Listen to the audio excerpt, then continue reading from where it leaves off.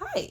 Um, so I'm going to talk about stops and fricatives, which we've been going over in I feel like all of my classes. And it's kind of like explained differently, but you most definitely go the most in depth. Um, but we'll start with the fricative. So how I remember fricatives is that they cause the friction, um, which is because there is constriction in the airflow, either using the tongue or most likely the tongue, um, moving with, which is one of our mobile articulators, and then it's, moving against one of our immobile articulators. Anyways, it constricts the airflow.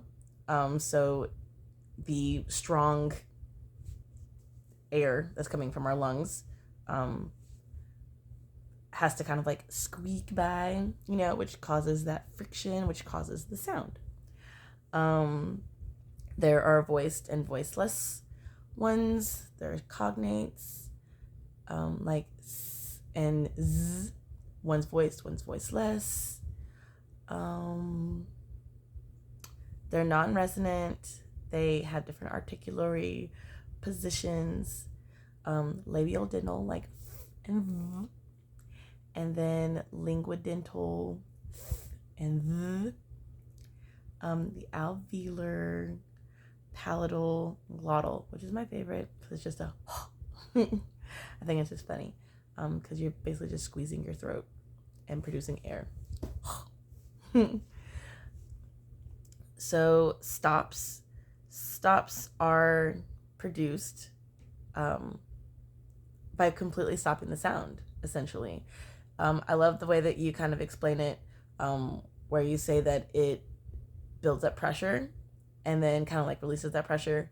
How the fact that you can see that in the thing, I can't think right now, the thing is really cool. You kind of see that break and then you see the sound produced, which is called a stopgap, and then you see the burst. You cannot prolong them because if you did, they would be a fricative, but they're not a fricative. You kind of can't. You kind of just keep making the sound, I guess, in rapid succession. Like a fricative, it's not a resonant sound.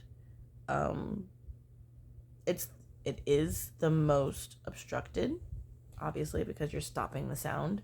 All the other ones kind of get to go by at some point. This one doesn't. It's getting stopped. It's like stop. Also has cognates like k and g. And to produce a stop, you have to have the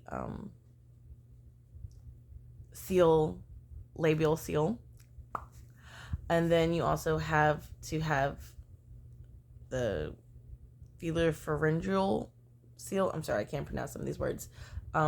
Basically, your soft palate back there needs to be sealed, so it doesn't become the nasal, so that it resonates in the correct cavity. And there's our lesson.